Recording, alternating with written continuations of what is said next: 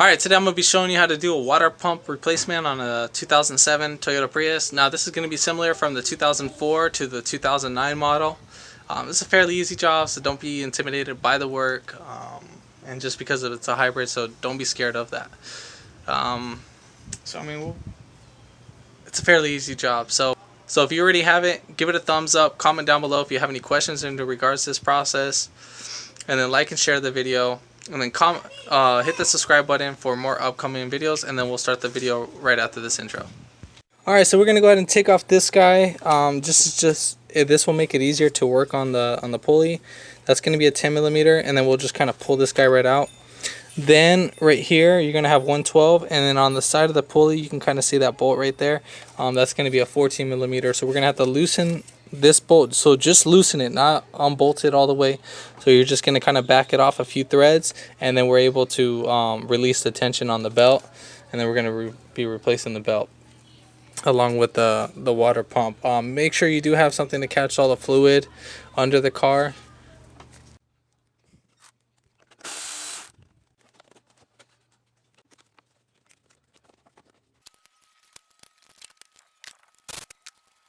So to lock the pulley in place so we can loosen up the bolts, you're going to need a screwdriver. And then basically you just need to get it through one of the holes. So just like that we got it right there.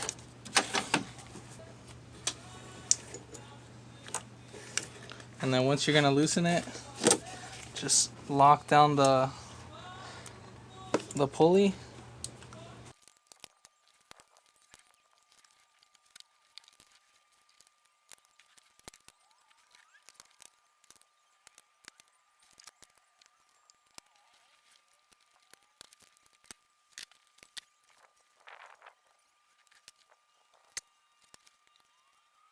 So we're going to take off the remaining bolts that are holding in the water pump. So as you're taking it off, obviously it's going to lose coolant because we haven't drained the coolant. So we're just only going to be draining what's remaining in the block, unless if you wanted to flush out the whole system. So basically you're just going to need a 10mm. I believe there's 5 bolts in total that's holding this.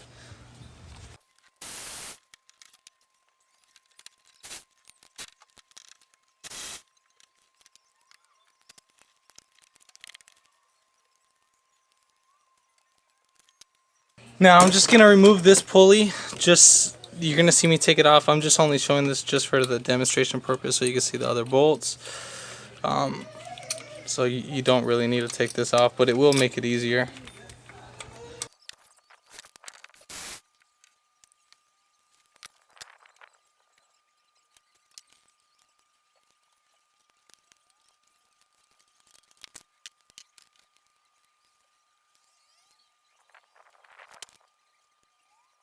So now that we have all the bolts off, basically what we got to do is just kind of either pry it back, or we can just grab this whole thing and then tilt it and just wiggle it back and forth. Now I'll just kind of keep the water pump just laying against it so it doesn't fly all over the place, that it's just the water flow is being stopped by the water pump itself and it's just pouring down. And this is kind of like an idea of like how it's being drained out. So, and also I have the car lifted up. I'm lifting it up on the subframe. I'm not going under the car, so I'm not putting a jack stand, so there's no need for me to go under the car. So we'll go ahead and pull out the water pump.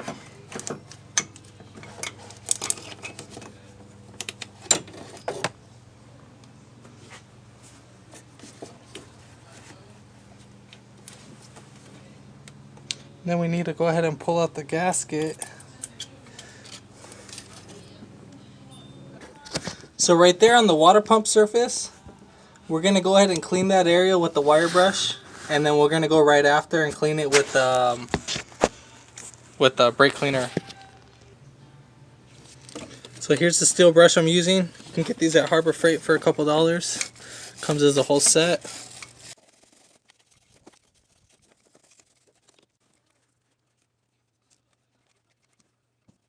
Alright, so here's a new water pump, and then here's our paper gasket. Now normally you don't want to like overlap it, so you have to either choose or. But I'm going to use the paper gasket and the silicone just as reinsurance, so you can use either or. You'll be fine just with the silicone just on this, but I'm going to use it on both. So again, just a thin coat.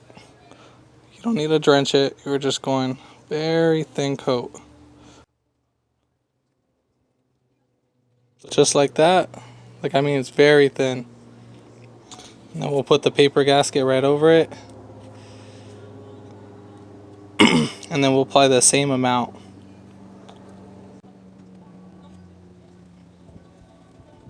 And so now we're ready for the install.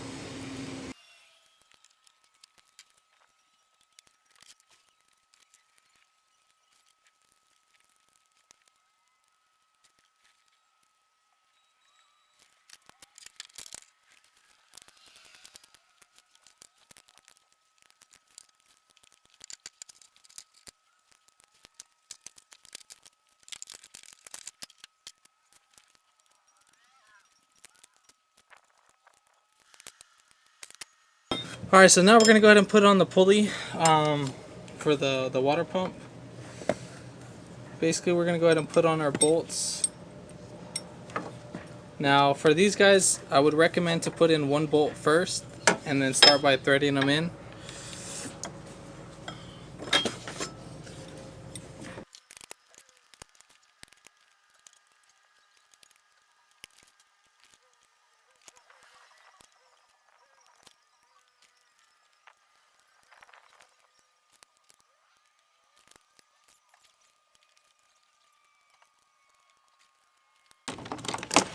Alright, so we got all the bolts tightened down. They're not bolted down all the way. So basically, when you're trying to thread them in, to make sure all of them are in, make sure the first bolt that you get threaded in, it's not tied in all the way. Just make sure there's a little slack so you can actually thread in the other bolts. So we're going to go ahead and put in our pulley. Make sure that it's the flat surface and not the indentation. And then we'll put on this little bracket right there. And then obviously the bolt's going to go right there.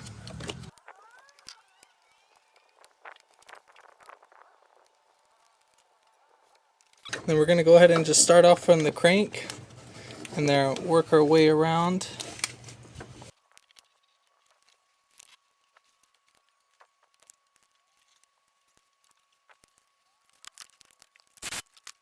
So then we're going to get a pry bar that at least has a little angle in it, and then we're just going to kind of put it between the holes and kind of lock it in place, but don't put too much force into it.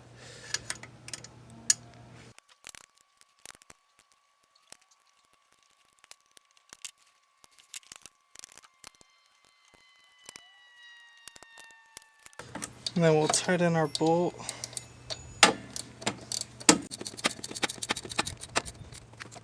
And we'll put on our intake boot. So next we're going to go ahead and bleed out the air in the cooling system. Now normally this would have a plastic cover. Basically, I think you would just kind of pop them out with the flathead. I just can't remember off the top of my head. This one was actually missing, so prior to me working on the car. Now right here on the driver's side, there's going to be this little sticker right here. Now right down there, that's the bleed screw for the cooling system, and that's going to be a 6mm hex. So we'll just stick that right in there until it's fully seated. Now again, 6mm. You don't want to strip this, because it'll just make your life a lot more difficult. So we're going to go ahead and loosen it. So now that we got it loosened, we can go ahead and add the coolant. And then basically, obviously, we're going to have to add the coolant from here. And then we're going to put the car in maintenance mode. But first, we're going to go ahead and just top off all the coolant first, just so we bleed out the whole system. Alright, so we still have this guy loose. Basically, how one way we're going to tell if we're pretty much filled up, that you will kind of see it leaking right over the upper radiator hose. So we're going to go ahead and top this off. Now this is with the engine running.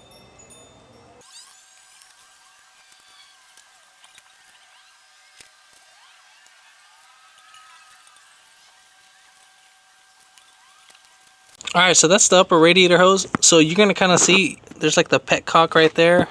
So I'm gonna loosen it so you can see how it should be coming out.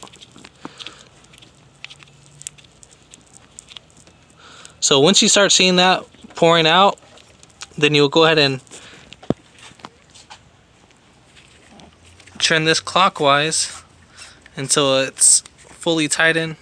Now, I mean, you don't need to torque this down. All you just, once you get right there, once it's tightened, then that's it. Because if you break that plastic inside there, you're just going to make your life more miserable than what it is.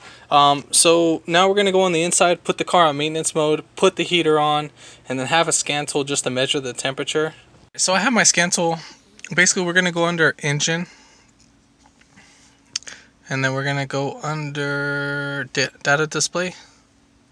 We can go under engine data number 1.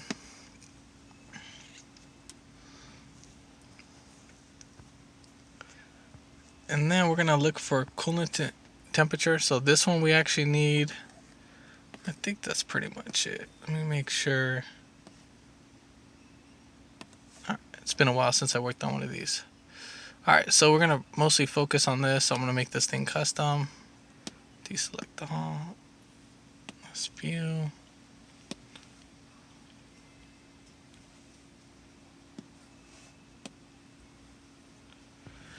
Alright, so right now my temperature is at 86 degrees Fahrenheit.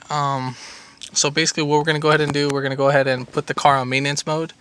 So I'm going to put the car in the opposition, and then I'm going to start it. So without pressing the brake at all. So foot's off the brake. Don't mind the sandals. And then we're going to press the button 1, and then on the second time. And then we're going to press the gas pedal twice. So 1, 2. And then hold the brake. Also.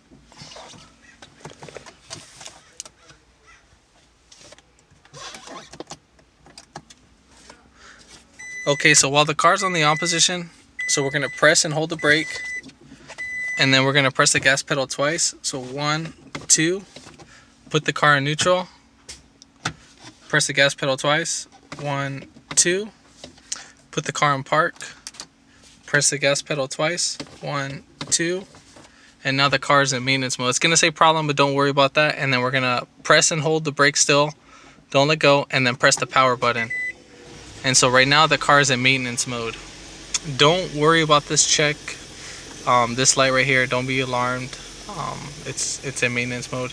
Usually it'll have another light saying that it's in maintenance mode, but this one's not listing it for some reason. So what we're gonna go ahead and do, we're gonna go under climate, and then we want our temperature all the way max. So we'll put on the temperature all the way to high, and then make sure that your temperature is at high. So we want that at hot.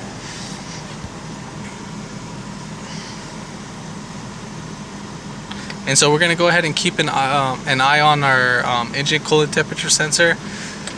So we want to make sure it doesn't reach, it can reach like 205, 210's the max. I'll let it push to, and then if it goes past that, just turn off the car and see why it's going up there. You might have air in the system, so you need to bleed it out. So we're going to go back right here to our bleed screw, and then we're going to go ahead and see if we can relieve some pressure.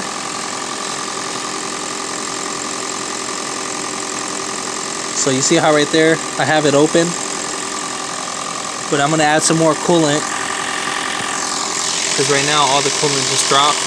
So we're going to go ahead and add some more coolant until that starts pouring out again.